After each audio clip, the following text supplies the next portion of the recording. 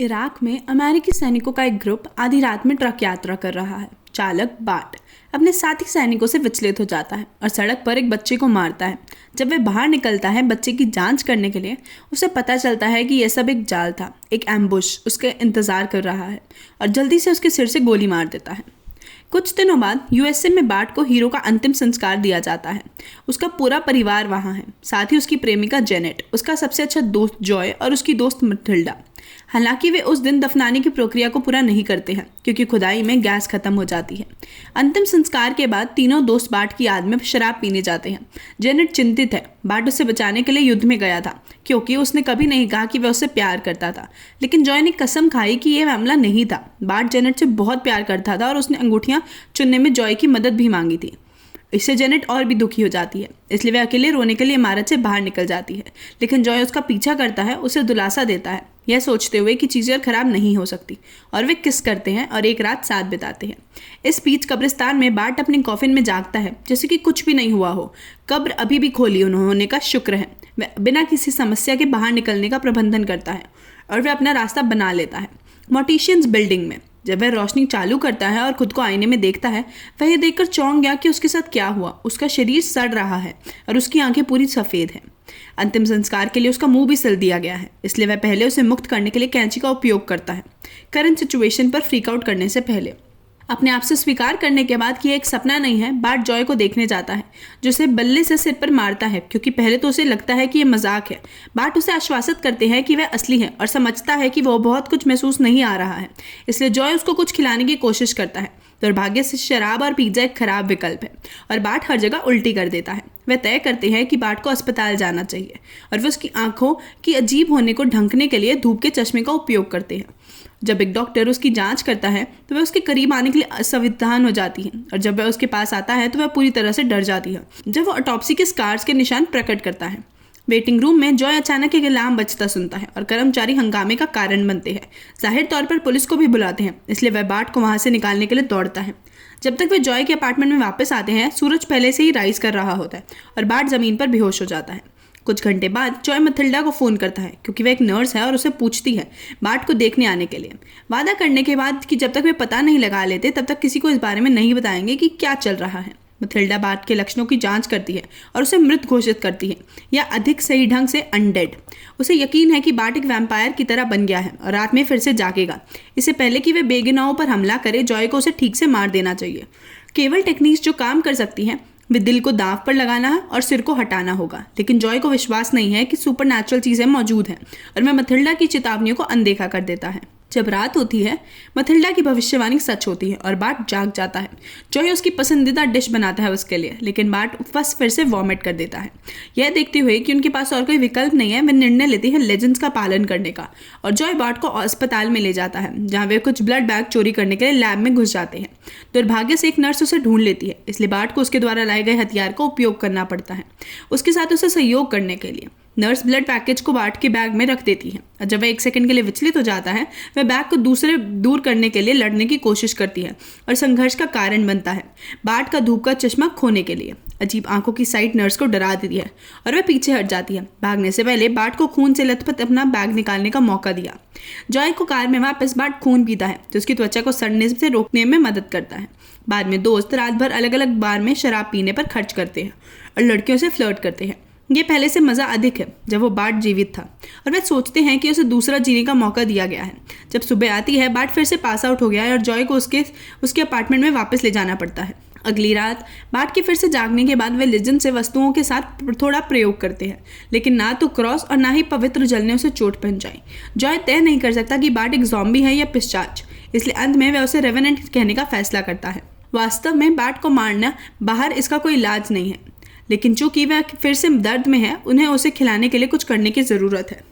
दोस्त एक सवारी के लिए जाने के लिए तय करते हैं और संकेतों के साथ विभिन्न आवारा लोगों के पास जाने की कोशिश करते हैं ताकि वे भोजन के लिए काम करेंगे, लेकिन यह पता चलता है कि वे संकेत केवल दिखावे के लिए हैं और वे सिर्फ पैसा रखना पसंद करते हैं। जॉय सोचता है कि शायद बार्ट को बलपूर्वक उनका खून लेना चाहिए क्योंकि कोई भी उन्हें याद नहीं करेगा, लेकिन बार्ट किसी को भी मारने के लिए मना कर देता है। उनका अगला पड़ाव कुछ ड्रिंक्स लेने की दुकान है और बार्ट के फिर से उल्टी करने के बाद बार्ट के स्वास्थ्य के बारे में चिंतित एक व्यक्ति उनसे संपर्क करता है। हालांकि वह सिर्फ दिखावा कर रहा है, वह वास्तव में एक लुटेरा है जो करीब आते ही बंदूक निकाल लेता है। बार्ट उसे रोकने की कोशिश करता है और संघर्ष में गोली खा लेता है, लेकिन वह बस फिर से उठ जाता है क्योंकि गोलियां उससे कुछ नहीं करती हैं।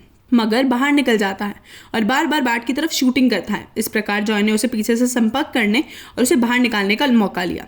अब उन्हें पहले जाने की ज़रूरत है पुलिस के उन्हें ढूंढने से पहले, और जॉय ने बार्ट को कार में अपने साथ शव लेने के लिए मना लिया ताकि वह फीड कर सके। बार्ट पहली बार में हिचकिचाता है, लेकिन जल्द ही वह अपनी भूख को खो देता है और एक बार जब वह शरीर के साथ सब कुछ कर लेता है तो वह इसे लपेटते हैं और इसे समुद्र में फेंक देते हैं। जॉय को लगता है कि उन्हें अधिक चट्टानों का उपयोग करना चाहिए था और बार्ट निर्णय लेता है मगर की बंदूक रखने के लिए। अगले दिन जबकि बार्ट बेहोश है, जेनेट और मथिल्डा शो अप जॉय के अपार्टमेंट में।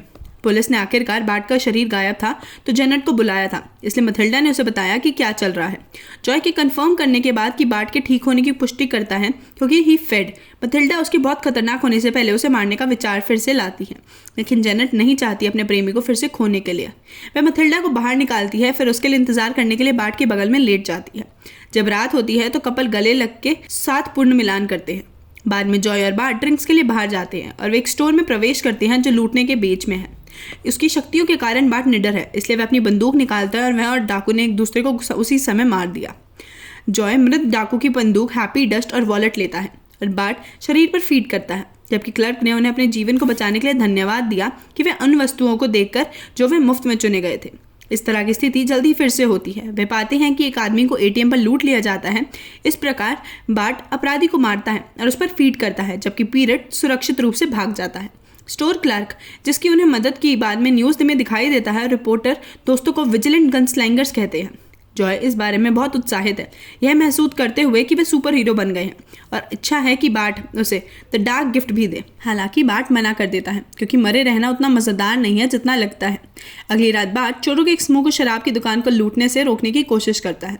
जॉय सोचता है कि उसका दोस्त खतरे में है और मदद करने की कोशिश करेगा, केवल इस प्रक्रिया में गोली मारने के लिए। हताश बार्ट कोशिश करता है जॉय को अस्पताल ले जाने की, लेकिन जॉय वहाँ रास्ते में मर जाता है, इसलिए बार्ट के पास उसको फीड करने के अलावा कोई विकल्प नहीं है। उसे वापस अपार्टमेंट में ले जाने से पहले कुछ घंटों बाद जॉय एक रेवेनेंट के रूप में भी उठता है। दोस्तों को एहसास है कि अपराधी उनके लिए एकदम सही भोजन है। वे हत्या के लिए दोषी महसूस नहीं करते हैं और इस तरह वे शहर की एक सुरक्षित जगह बनाते हैं। वे हर रात ड्राइविंग शुरू करते हैं, अपराधी को रोकते हैं। उनकी क्षमताओं में विश्वास है कि वे अपराधियों से संपर्क करते हैं, उन्हें एक या गोली दो से मार देते हैं, फिर उनके पैसे, हथियार और किसी की भी अवैध पदार्थ को लेने से पहले बॉडीज पर फीड करते हैं। एक बार जब वे हो जाते हैं तो वे शवों को नदी में फेंक देते हैं। एक न्यूज़कास्ट की विविधता जल्दी कहानी को कवर करना शुरू करती है और क्योंकि वे अविश्वसनीय रूप से आभारी हैं जिन लोगों ने उनकी मदद की है, वे कभी भी अपने खाने की आदतों को उल्लेख नहीं करते हैं। एक रात पुलिस सुरक्षा कैमरा पर जॉय की कार को पाने का प्रबंधन करती है और मथिल्डा तुरंत उसे पहचान लेती है। अगली शाम वह उनके नेक्स्ट क्रिमिनल डेस्टिनेशन में लड़कों का अनुसरण करने का फैसला करती है। एक भंडार जहां एक पुरुषों का ग्रुप एक बड़ी मात्रा में हैप्पी डस्ट को संभाल रहा है। दोस्त उन सभी को मारने में संकोच नहीं करते, लेकिन बार्ट को पछतावा होने लगता है जब उसे पता चलता है कि वे पुलिस वाले थे।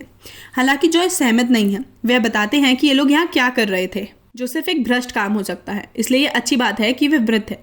मथिल्डा यह सब सुनती है और उसे फ़ोन पर रिकॉर्ड करती है, इससे पहले कि वह उनसे पूछे आत्मसमर्पण करने के लिए या वह पुलिस के पास जाएगी। बार्ट को यकीन नहीं है कि क्या करना है क्योंकि वह जेनेट की रक्षा करना चाहता है, लेकिन बार्ट मथिल्डा को गोली मारने के बारे में संकोच नहीं करता है, भले ही वह उनकी पुरानी दोस्त हो। हालांकि मरने से पहले मथिल्डा को जेनेट को रिकॉर्डिंग भेजने का समय मिल जाता है। डरे हुए कि पुलिस उन्हें भी मिल जाएगी, जॉय बार्ट को अपार्टमेंट पर वापस भेजता है, कुछ विशेष व्यवस्थाएं करते समय को अधिक से अधिक चीज़ों को पैक करने के लिए। लेकिन जब बार्ट अपार्टमेंट में आता है तो एक परेशान जेनेट पहले से ही वहाँ है। मथिल्डा की रिकॉर्डिंग सुनने के बाद उसका इंतजार कर रही है। बार्ट बताते हैं कि अगर वह खून नहीं पीता है तो वह जीवित नहीं रह सकता है। जेनेट किसी भी अधिक हत्याओं से बचने के लिए खुद को प्रदान करती है। यह सोचना सही समाधान हो सकता है। बार्ट ने जेनेट की बात से उत्साह से पीना शुरू कर दिया। क्षणों के बाद जो एक सफ़ेद हॉर्स के साथ दिखता है, पीठ में 2 ताबूत और खुश धूल के बैग जो उसने मृत पुलिस से लिया था। वे लॉस वेगस में एस्केप करना चाहता है, जहां वे रात के दौरान बहुत मज़ा कर सकते हैं और दिन के दौरान कार के अंदर सो सकते हैं। इससे पहले कि वे कुछ भी तय करें, बार्ट क्लियर आता है और उसे बताता है कि गलती से उसने जेनेट को मार दिया क्योंकि वो उस पर फीड करते हुए नियंत्रण खो दिया।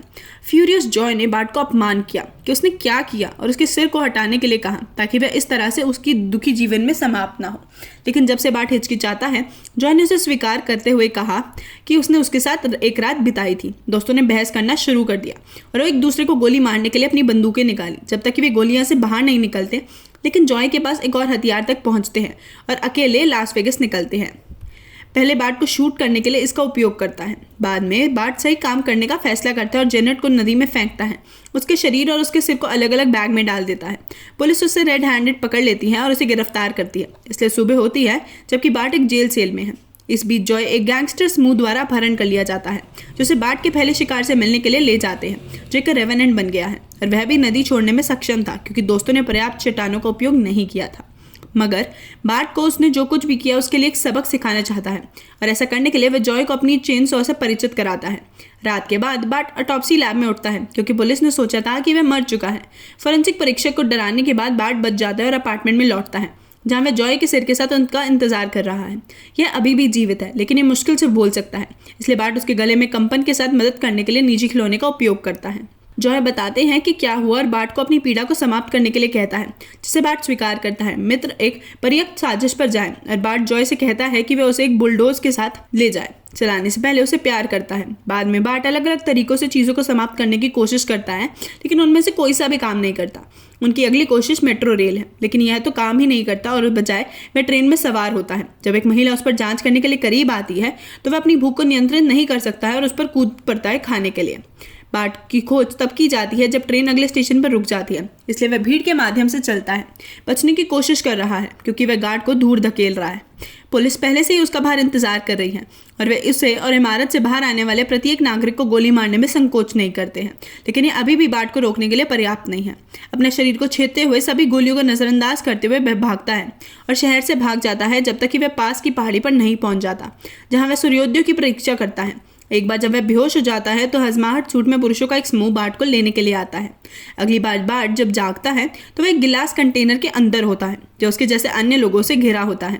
एक वैज्ञानिक विभिन्न सैन्य कर्मियों के लिए एक दौरे का पेशकश कर रहा है जिसमें बताया गया है कि वह कैसे जेनेटिक, वायरल और बैक्टीरियल एक्सप्लेनेशन नहीं ढूंढ पाए हैं। लेकिन बार्ट सबसे अधिक अल्फा इन्फेक्शन सब्जेक्ट है।